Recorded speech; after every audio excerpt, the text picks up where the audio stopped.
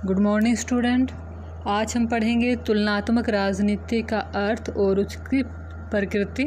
तुलनात्मक राजनीति का अर्थ है दो या दो से अधिक शासन व्यवस्थाओं की समानताओं और असमानताओं की तुलना कर उसका विश्लेषण करना और उसके व्यवहार को समझना। ये पूरी प्रक्रिया तुलनात्मक राजनीति कहलाती है। तुलनात्मक सरकार समकालीन विश्व में राष्ट्रीय सरकारों के प्रतिमानों का अध्ययन है। ये जीन ब्लैंडेल ने कहा है। तुलनात्मक राजनीति को अर्थ के आधार पर दो भागों में बांटा गया है: परंपरागत तुलनात्मक राजनीति और आधुनिक तुलनात्मक राजनीति।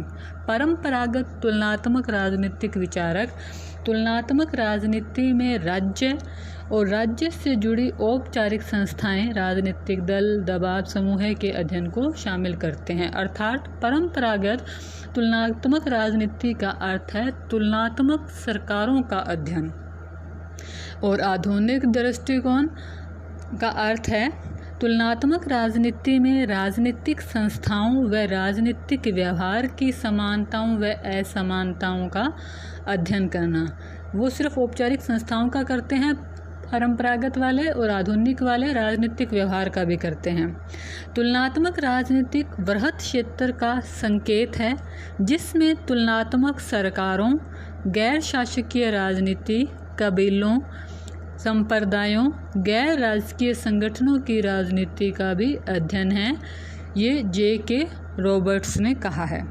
तुलनात्मक राजनीति का नेचर प्रकृति हेतु तुलनात्मक राजनीति को प्रकृति के आधार पर मोटे रूप से दो भागों में बांटा जा सकता है। पहला है तुलनात्मक राजनीति एक लंबात्मक तुलना है और दूसरा है तुलनात्मक राजनीति एक क्षितिजीय तुलना है।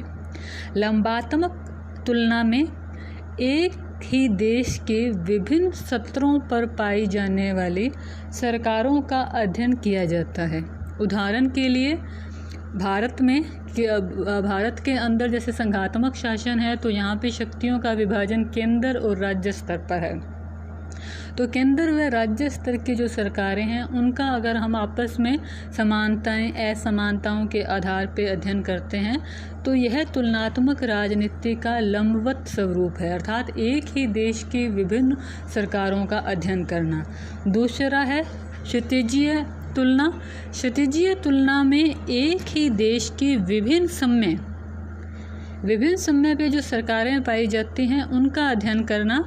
अर्थात जैसे हम भारत के संदर्भ में देखें तो 1947 से नेहरू युग हो गया 1964 तक, फिर उसके बाद 1967 से 1984 तक प्रधानमंत्री इंदिरा गांधी के युग का अध्ययन किया जाए, या 2004 से लेकर 14 तक मनमोहन सिंह के कार्यकाल का अध्ययन किया जाए, 14 से लेकर वर्तमान तक प्रधानमंत्री मोदी जी के कार्यकाल का अध्ययन किया जाए। अर्थात विभिन्न टाइम पीरियड्स के हिसाब से एक ही देश की सरकारों का आपस में समानताएं असमानताओं के आधार पर अध्ययन किया जाता है।